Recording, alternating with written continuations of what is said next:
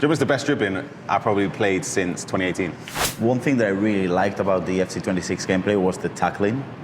I really disliked about FC25 was the use of anticipate on every single defender. Yeah. But I feel like now, if I'm playing with a centre back or a full back and I tackle, doesn't matter if I have to place it or not, I'll get the ball back. Yeah. I feel like my biggest thing I noticed straight off the bat was to dribbling and passing. Passing, obviously this year, FC25, sometimes if the ball's like just about to touch the player's feet, you press pass, they still take a touch and then pass it, and then the opportunity's gone.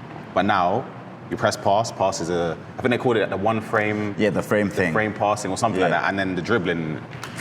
Dribbling's the best dribbling I probably played since 2018. Do you mean left stick dribbling? Left stick dribbling. You don't even need to skill. It's just left stick. If you go one way and your opponent goes the other way, done.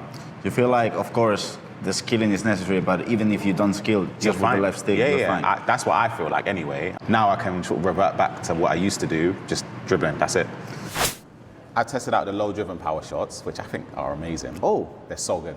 I didn't know you could do that. Yeah, Low-driven power shots are crazy, but I don't think it's overpowered to an extent. I think it adds value again to power shot, because now if I get someone that does a power shot, there's a use for them in the meta, which I think is obviously a good thing. With Trivelas, you need the play style to perform a Trivela pass, and then it's separate from the one that allows you to shoot, which I think is a good thing. I don't think everyone should be able to Trivela, especially how effective they were in FC25. So now it's separate. It also adds sort of more value to those players, because if you can Trivela and you can get those angles, it's beneficial to have them, but not everyone can do it. And then the aerial as well. Yeah, that's a big one. I like how it's split. Yeah. Like, you get like I think it's precision header. Yeah. And obviously the defensive variation of it. Defensively, you can have someone like Van Dijk that has the play style that can help you counter corners. And then obviously offensively, precision header. If you get the aiming right on the headers offensively, you're not always going to score, but at least you feel like you're more in control and have a better chance to score those headers. So this year, or coming up FC26, I think the players that will thrive off of this in the pro scene, maybe it's a bit of a cop-out from me, but I think Tex. Yeah, I was thinking the same, Tex, actually. Genuinely.